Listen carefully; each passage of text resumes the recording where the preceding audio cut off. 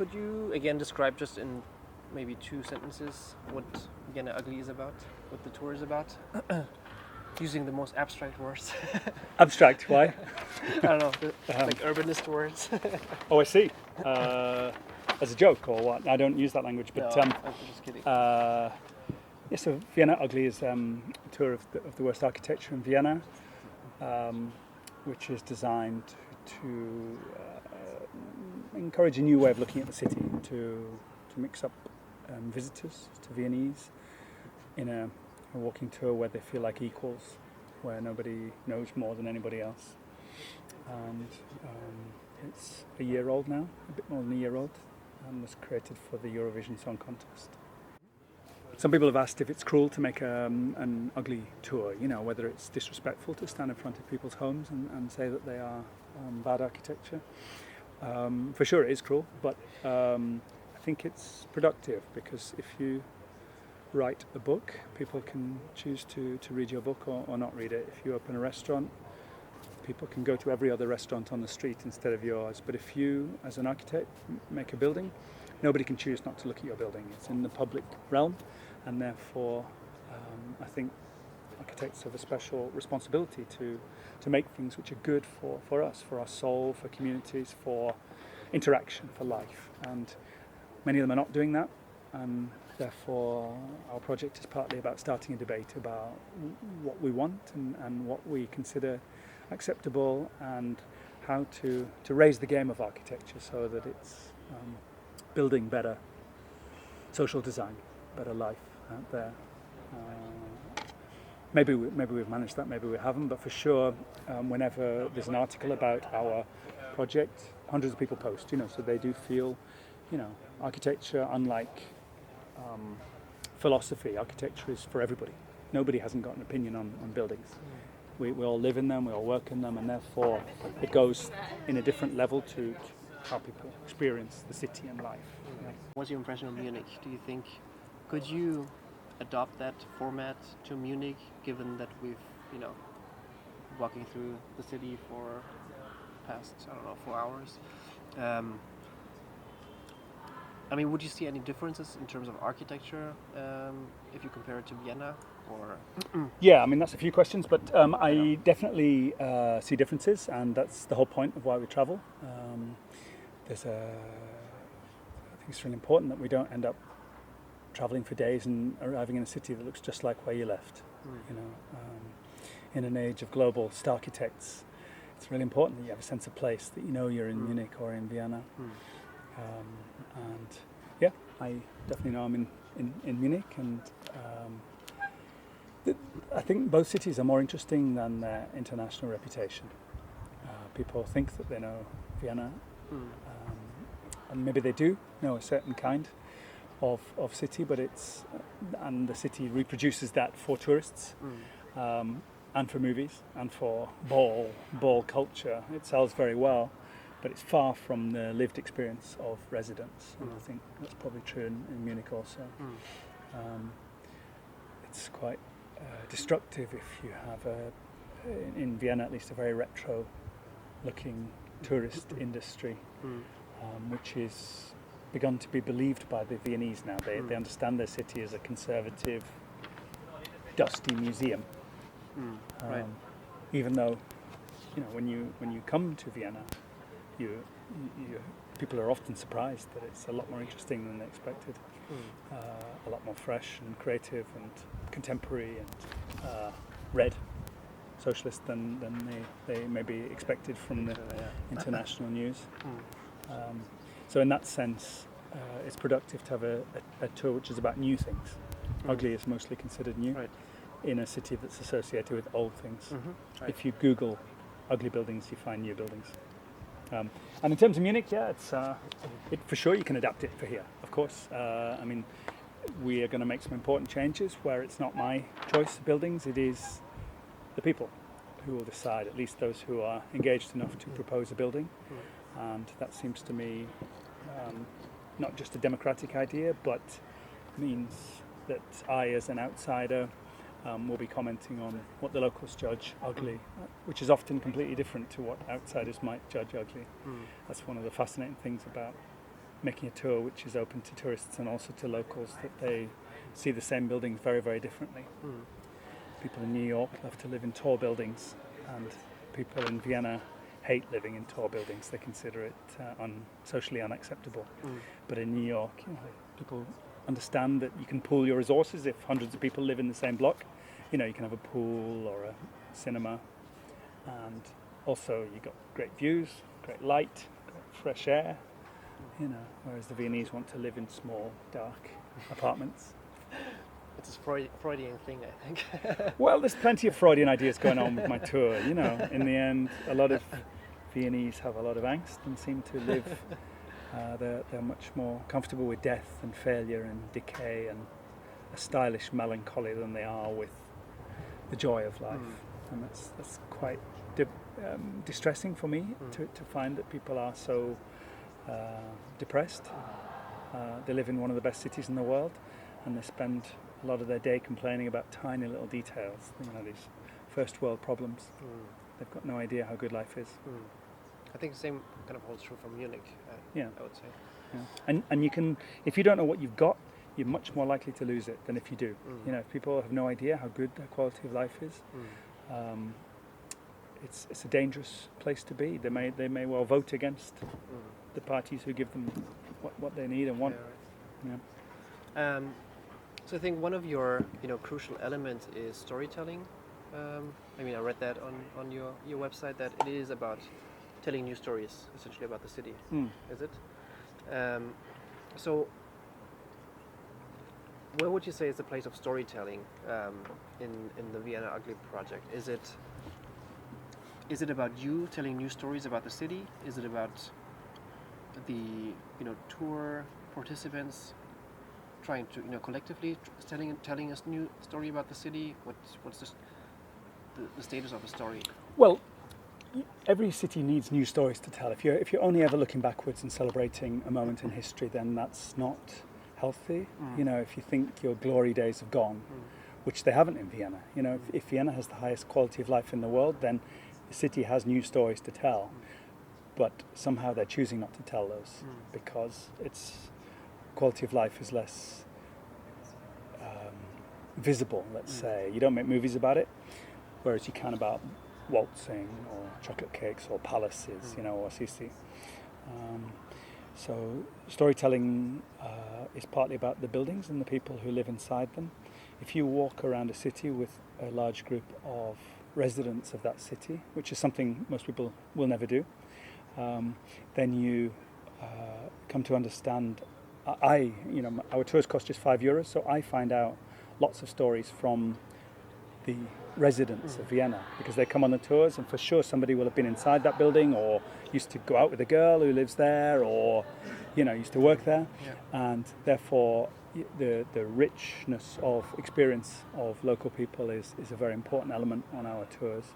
And because they cost €5, everybody can come, so we get pensioners and creatives and migrants and students. They all feel comfortable on a €5 tour. And we make tours at midnight, so that's a kind of story in itself, I think. But stories are also helpful for the media, I think. And the story of the tour is still evolving, because we've been fined several times, and because the reaction of the city says a lot about what Vienna means to the Viennese. That we got this email from the head of city planning with a list of 11 buildings that we must include on the tour. So the tour is not a fixed thing, but people are interested in how I, as an Englishman, came to be making tours in Vienna, illegal tours in Vienna that are interesting to the Viennese. So that there are stories on stories and stories. Each tour is different because the crowd will be interested in different things, or to come from different places, or want to focus on. Sometimes we have jokes running across a tour because there'll be funny reference points. Right. And we hope to create some new stories inside of the tour, including coming to Munich, maybe, and I'm sure that will feed back into the tour in Vienna, that the two cities have a kind of dialogue. And would you say that, the power of storytelling is actually this group identity that is being formed in the tour? I don't know if that's a story so much as on a practical level, that the enjoyment is much higher if you have a sense that you're on an adventure together, that it feels like something quite special and different and a bit naughty. Naughtiness is often quite good fun in a childish way, that we stand in front of buildings that nobody has ever stood in front of and talk about them and take photographs. And sometimes people come to the window who live in that house and they will wave at us or wonder what we're doing. And that is in itself, I think, quite a beautiful thing, that we, in a romantic way, we are exploring buildings that nobody's ever done before. Yeah. And yeah, in some way to open up a new dialogue about what's worth looking at in Vienna. Because if you go on a tour of Rome or of London, it's the tour guide who decides what's beautiful and what's worth looking at. And maybe they're right, maybe they're not, but it's probably not all the things that you want to know about the city. And a lot of tours are not so interactive. It's not so comfortable for you to ask questions because you're not sure if the rest of the group care about what you care about. Whereas our tours are definitely, I provoke the audience. We encourage lots of singles to come, and we go to a bar afterwards, as we will be in Munich. We're going to go to an ugly bar at the end to have a celebration of ugliness. Some people, I was kind of trolled in the press in Vienna, but somebody said, let's see a photograph of this Eugene Quinn. I bet he's ugly. So they assumed that if you're on an ugly tour that you must be ugly yourself. And somebody said, he's from London. He should go back and deal with all that British ugliness before he starts talking about our ugliness. He should explore the ugliness at home. And that might be true, but, it's a kind of right-wing idea, that you should stay at home, basically. But, did you see any effects, after the tour? Was there anything that changed in the public sphere, in the public space? In politics, maybe? The journalists got it very quickly, so in that sense, it's as a way of looking at itself. Vienna Tourism didn't get it. They didn't feature it on there. It wasn't an official part of the Eurovision song contest program in Vienna. But that made it feel a bit more rebellious and pirate, that it was fringe. There are 3 property companies who have so far booked the tour privately, and they're people who sell and buy houses. And they said, well, we want to know what you are saying on the tour, because the tour regularly features in the architecture pages of the Austrian press. And they are very keen that buildings that they're developing don't feature on the ugly tour, so they want to know what I'm saying, so that they're not part of the future ugly tour. Because we talk about gentrification, we talk about greedy developers, we talk about the low-grade new shopping centres that are still being built in Vienna, big square metal boxes. We wanted to start a debate, let's say, about what's worth looking at and why we don't look at some buildings. It's about fashion and about UNESCO, United Nations Education, Science, Culture Organization, who decide what is world cultural heritage, what's worth protecting. They're a very conservative organization. Once you are included in this World Heritage Site designation, then you're not really allowed to change anything. So your city becomes a museum. And that's clearly not good for any city, but especially one where you want to keep having jobs, and you're not going to just bend over for tourism. You want actually to have young people, for students, a flow of ideas, not always looking backwards at some heritage moment. So you mentioned that you asked singles to come to your tour? Yeah. Were there any amorous... Well, they don't always write to me, we met on the ugly tour. It's maybe not the best way to introduce yourself at a party, But it's probably better than saying, we met playing Pokemon Go, or, we met in prison. It's somehow the tour has become sort of hip, but it's still... We get a lot of architects on the tour, and that's interesting because their judgment of ugly is quite different to other people's judgment of ugly, because they can read a building in a different way. Just like literary critics often get annoyed by books that ordinary people don't get annoyed by. You know, they maybe read too much and architects see too much, and so they're annoyed by things that we don't care about. The list from the head of city planning, which is the architecture department, this list of 11 buildings that I must include on the tour. Some of them I don't find ugly at all, but it's interesting to hear that the city is not always in control of its architectural destiny. You know, that sometimes they would like to destroy some buildings but cannot. You know, the Intercontinental Hotel in Vienna have asked me, an ugly building from the 1960s, a big box, kind of looks a bit Khrushchev, or you can imagine it in Minsk. They've asked me to do an ugly tour of the inside of their hotel, the Intercontinental, because they know it's ugly. So there is a kind of radical chic going on there, where it's a bit cooler to be on the tour than not be on the tour. You know, and it is interesting maybe to walk past a Mozart or a CC tour in the opposite direction and just be looking for something completely different, to understand that, you know, both groups are having an interesting Vienna adventure, but they're completely looking at different. Sometimes we look at the same buildings in different ways, but we've had a lot of trouble with the Wirtschaftskammer Wien, so the Chamber of Commerce, whose job it is to regulate tourism. There are plenty of rules that they have about who is allowed to make a tour, and I break nearly all of those rules. And yeah, at the beginning I was breaking the rules because I didn't know them, but now I quite often try to break the rules because I find the rules completely ridiculous. I am not allowed to say any years. I'm not allowed to call it a tour. We're not allowed to look at anything which is worth looking at, anything sehenswertes. I have to wear orange trousers in order that I don't look like a real tour guide, like Müllmann trousers. This is the kind of Kafka organization that we're dealing with, you know, and it's their job to present Vienna as a tourist destination around the world. You just realize how frightening that is, that they have so little conception of the new tourism, you know, which is about lifting up the surfaces and, you know, going beyond the cliches. You know, that's why you have Airbnb and couch surfing, that people want to engage with the locals and have a more rich experience of a city where you're speaking the language and seeing how people live, not just staying in a big shishi hotel. Yeah.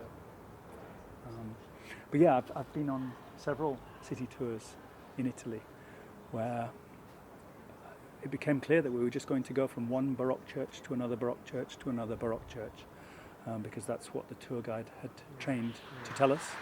And yeah, they ignore so many. You know, I love Italy, and it's quite difficult to make Italy boring. But there's only so many Baroque churches you need to see. You know, I wanted to hear about quality of life, about the rhythm of people. You know, the way they dress, the food, the accent. It's just not what they've trained for, and therefore they don't tell you about it, and it's just less than half the story. You know, for sure the guidebooks are full of Baroque churches, but it's not what most people want to understand about Italy, I don't think. And the Baroque churches are terrible, in my opinion. I'm not a fan of Rococo, Baroque. I mean, churches, I think, are a really great example because if you think of all the symbolism, right? We went to the Asamkirche, you know, all these figures of death and angels. I think it's interesting because it gives you something to read into, right? So there's this symbolism in the architecture, while when you go to an ugly building, you really have to, you know, put an effort into decoding that building. I think it's interesting that, you know, it can kind of it democratizes you as a citizen because you have to read something into the architecture, into the urban design of your city. While when you have, you know, historical buildings, it's pretty much formed. Yeah. The symbolism and, you know, what it means. Yeah, I mean, arriving into Vienna yesterday, into Munich yesterday, I realized that, you know, if I was coming into Paris or Rome to do a classical tour, you know, a 2-day exploration of the city, I would see stuff that I maybe already knew from books. But if you're arriving to a city looking for the dark side, looking for its ugliness, then you've really got to concentrate. you're understanding the city on a different level. You need to go much further, and there's no books about it. So you're actually on your own. Somehow you really have to develop your own narrative, your own route. On one level, we could have gone in any direction today and looked for ugly. It's not that it's not a guided tour, but it is everywhere. If you're suddenly looking for it, it's about context, how two buildings should never have been put beside each other. It's about makeovers that have failed. It's about fashion, where buildings maybe look good when they were built, don't look good now, or the other way around. Some buildings were judged very ugly when they were built and now look great, like the Eiffel Tower, like Eugene Quinn in Vienna, like St. Paul's in London. So yeah, you're definitely going to come away with your own city, your own impressions of what Munich means. Not any guidebook has told you. It's really what I see. And of course, August is a strange time to be here. So in some sense, I'm looking at a group of tourists, and there's not, the schools are shut, so the regular rhythm of the day is blown to pieces. But that's another opportunity, to see the city relaxing. It's still Munich. The buildings are still beautiful and interesting and rich. Very rich. Last question. What does Pokemon Go have to do with public space? Everything, right? I mean, it's. I haven't played it, but I was reading about the ways in which it creeps into meetings and churches and offices and pubs. It's a shame if people are not negotiating with each other anymore.